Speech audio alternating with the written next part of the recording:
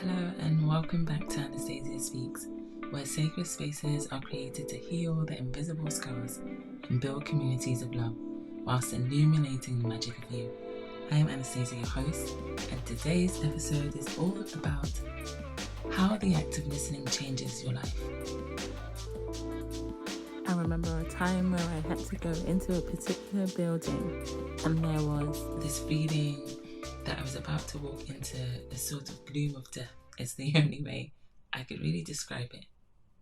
It was this feeling of restriction in my stomach, in my chest, of hearing, knowing and feeling the whisperings of ill intentions, almost like an overcast. And I remember feeling angst.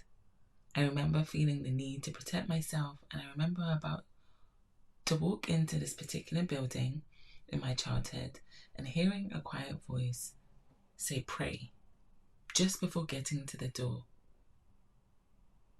This voice was calm, it was quiet, it was a whisper, it was loving and gentle. It was also peaceful, and just as that voice quietly came in, it left. And without question, I remember silently asking for God's protection, to protect my family, and to cover and shield us from all that could harm us. And I didn't speak these words through being scared, even though it was silent. Yes, I was slightly nervous, but not scared. There was this sort of peace. I had an inner conviction of knowing that if I asked for covering, I would receive it. So peace and assurance filled me. Little did I know, in that moment, it solidified my faith, my belief, my knowingness in a more bigger than myself, in a higher power, forever intelligence, a creating power, but also my divinity as a free and sovereign being, a co-creator, if you like, made from the same fibers of the Creator. Now, although this may not be life-changing at that moment, for most or for others, for a little child below the age of 10, this solidified a sort of self-belief, a confidence in all that there is, in a stillness, in a higher self, in my inner guide, my intuition, the inner tuition. And this set the tone for my entire life. If not for the quiet whisper of a prayer, I don't know what entities or energies I would have opened myself up to, nor even what portal. Back then, I was unaware of this. I was unaware that this could be happening, or this was a thing, but I felt it. In some capacity, I perceived it, and somewhat the act of simply just listening, and therefore knowing what to do, protected me from what negative energies were lingering and waiting to feed off my energy at night. So I share this to say there are so many ways we listen. We might automatically think that it's just through conversation, it's through watching a TV series or a docu-series, but really it can just be the act of asking and then receiving. It could be just sitting still and hearing the messages of our bodies, the aches, or where we might need some exercise, the stiffness, the cold, the heat. I shared a memory and a spiritual experience I had before this event in my last episode. There you see another example of how listening altered my perspective and shifted or changed energy, which allowed for this next event to take place and really change the trajectory of what I knew life would be, what I knew life to be at that time, or should I say, opened me up into a whole new dimension of being, living and experiencing. In the last episode, I shared parts of the beginning stages of my spiritual awakening and journey.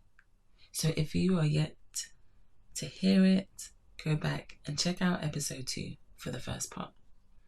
I recall a moment in my childhood, in my teenagehood to be exact. I was 14, and one night there was a feeling of immense loss. That's what it felt like, a sense of grief, a sadness, but also almost not remembering, there was this potential of grieving something I realized I couldn't remember, or I didn't remember, a memory, if you will, that just escaped me, but this feeling or this yearning was there. I remember being in a flood of tears, and these floods of tears led to recognizing, again, a stillness and a voice within that stillness that told me to go up to my bedroom window and stargaze, vocalize my heart's contents, its questions, and its requests. This I now recognize to be very powerful, despite my ignorance at the time of not knowing what I was really doing consciously. My soul knew. The wisdom of the soul is beyond all that we can conceive. The combination is now known to be what people call manifestation, or a moon ritual, or manifesting through a moon ritual. Some might even say it's deeper than that, and that I was contacting my star family and receiving direct guidance from them.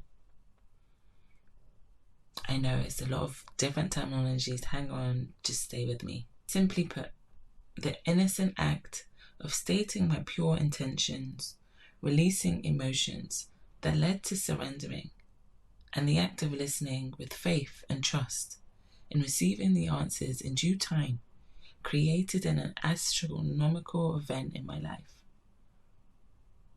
This all started by hearing and listening to the voice within, my soul's voice, the inner cry, and releasing that, vocalizing that, and then also listening to another voice, another inner voice, which I believe is my higher self, which said to go downstairs after stargazing and wiping away my tears and feeling comfort of letting go and surrendering and trusting. Immediately came this guidance. Go downstairs and turn on the computer. And before I could ask myself who, what, or why, which I never thought to ask, but my body was already walking down the stairs, even if I had. I got downstairs and forgot how loud the startup time was. I mean, I was downstairs at the age of 14, sneaking downstairs, because there's no way I should have been going downstairs for anything apart from, maybe some water at midnight. Certainly not to turn on the computer. And whilst I was waiting for the internet to load with this wild, loud dial-up tone, I was wishing and hoping that my parents didn't hear it. I do think my dad quietly came to the banister and asked who was down there and listened, but then shortly went back to bed and didn't come downstairs. And I remember I sat down on the chair nervously. I took a breath because I didn't know what else to do, and there were no other instructions than to go downstairs and turn on the computer. So I sat there.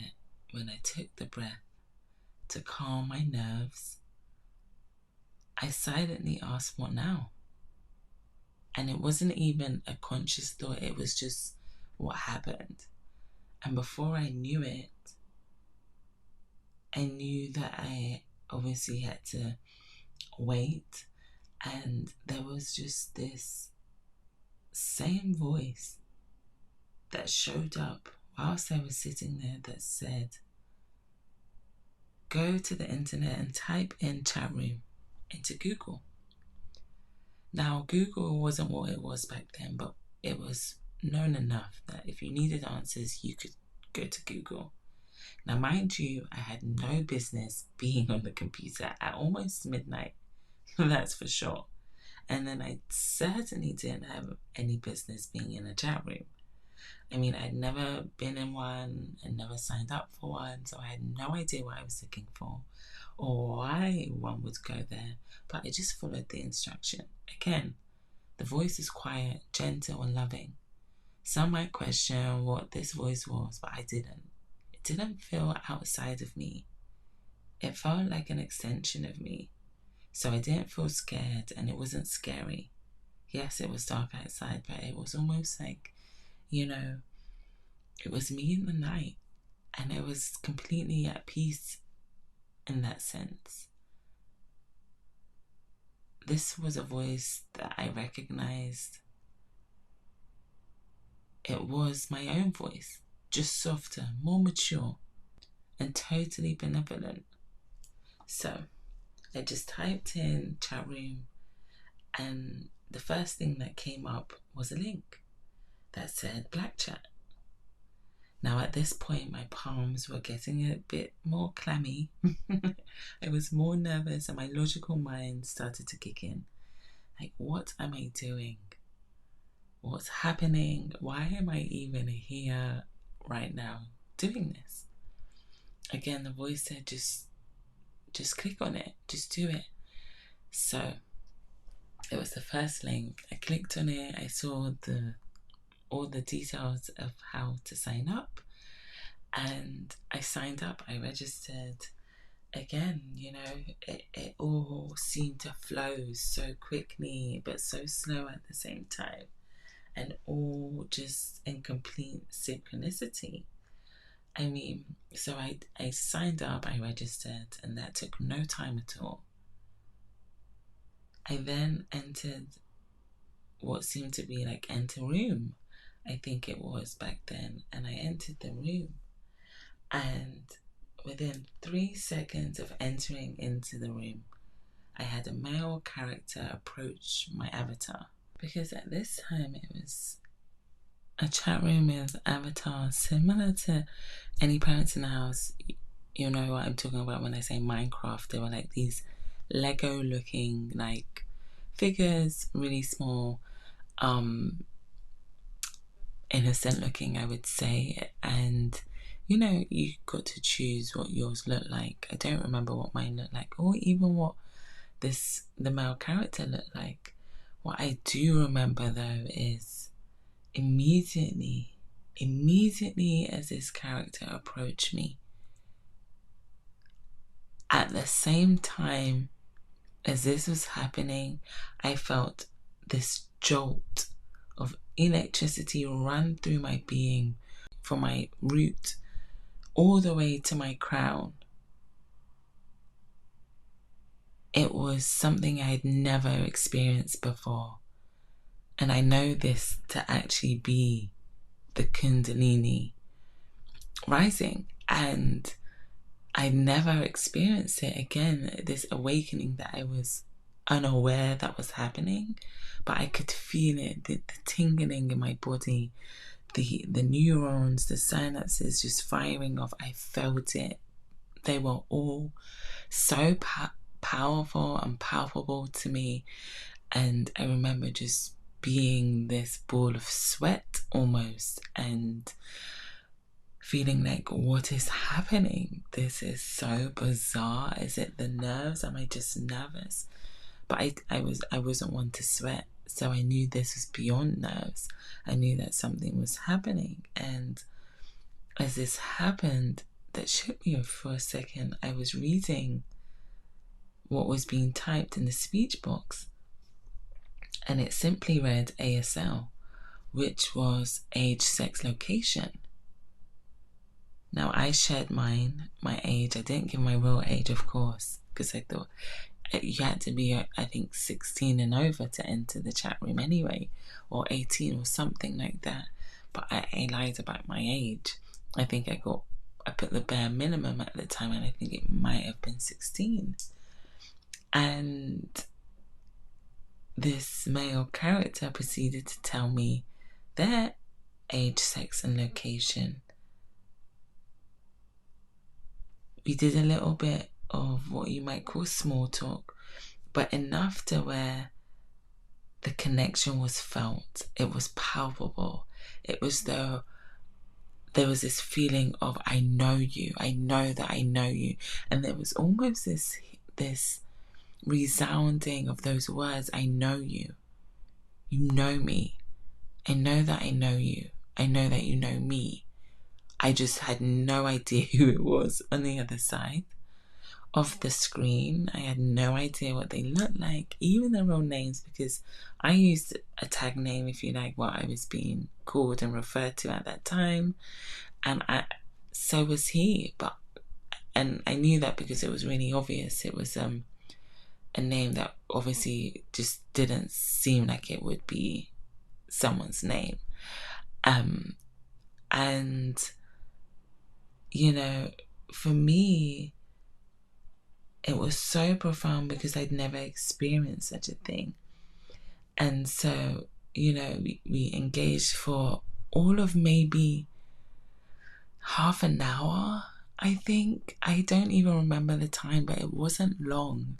It wasn't this deep, long conversation, but there was just enough to where we exchanged emails so that we could chat over MSN Messenger, which was the way to communicate at the time, I guess. And that was the day, unbeknownst to me, that I connected with my twin flame, my spiritual and energetic counterpart. And you know, the rest is history. Just under 2 decades of learning, discovery, understanding, healing, intense healing and integrating and union. One of my biggest spiritual wake-up calls and initiations thus far. It's been one of the purest loves I've ever known, rediscovered, remembered, and journeyed. Today I heard Matthias Di Stefano say, "You came here to bring the consciousness of the question, not the answer."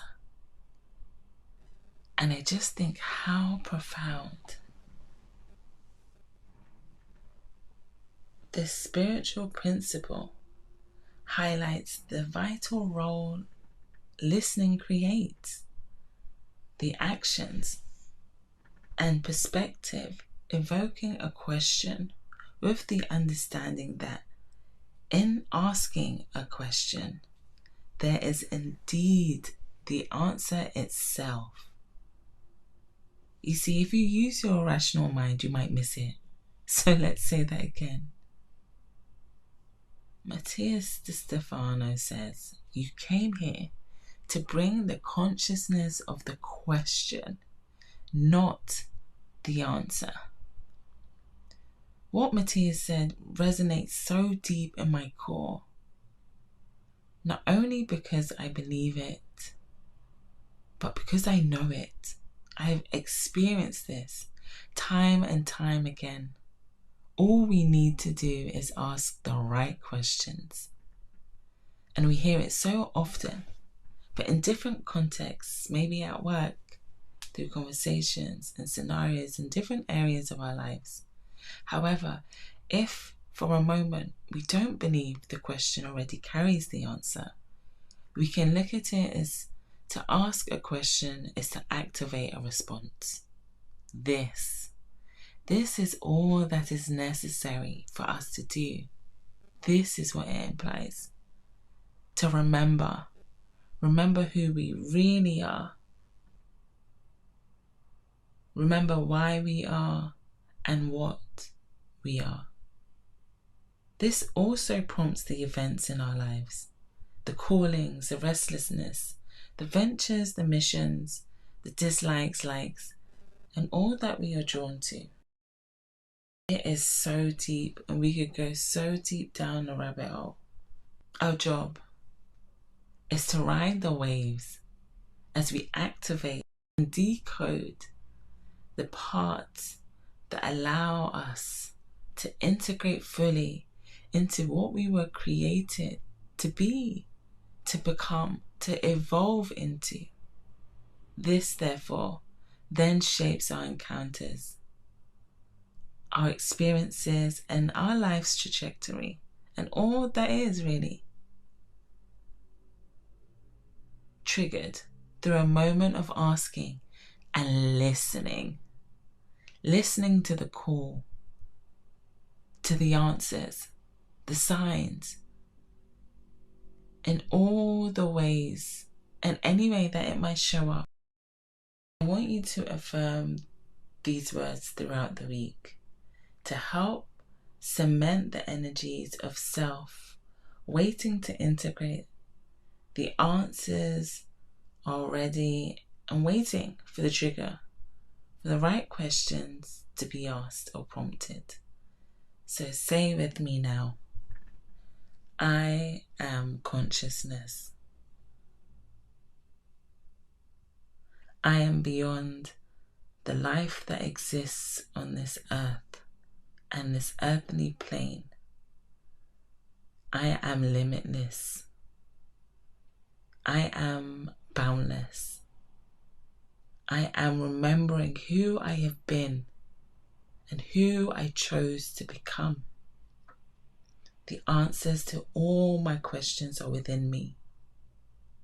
All my experiences are merely triggers to remember to integrate more parts of me. I am constantly remembering who I am. I am prompted to remember who I am in the I am in every moment. Continue to affirm these words, especially as you undertake the prompt that will follow this. Be kind with yourself. We have now reached the end of the show. This is where I give you prompts for what I like to call soul work. These are timed creative writing prompts designed to take you a little deeper into self-reflection and discovery. To get those channels of creativity and divine insights opening more week after week. To help integrate the lessons along with the messages our souls have for us. This week's prompt is, in what areas of my life am I not listening and why? If I were to listen, what are the messages being given to me? What are the answers to the questions that I've been asking? And what does that change for me? Take 20 minutes and 20 minutes only to write all that comes up. It doesn't matter how it sounds, what it looks like, just allow it to flow through you. Allow it to come out. It doesn't need to be perfect. You don't need to read it out loud or share it with anyone. Just be present. Do feel free to send in your responses if you feel to share them. Or drop them in the comment sections and tell us what came up for you. You can answer more questions on the Anchor and Spotify page and use your reflections in the answers. But for now, you can join the tribe and connect over on Facebook, Twitter, Instagram and Clubhouse, searching Anastasia Speaks, or go to anastasiaspeaks.com for more. Remember, seeking more means you can no longer stay small. Thank you for listening, and don't forget to subscribe. The key is always radical acceptance. Listen to know thyself. Delay is not denial. Missteps happen so we can get the chance to realign. And you are not alone.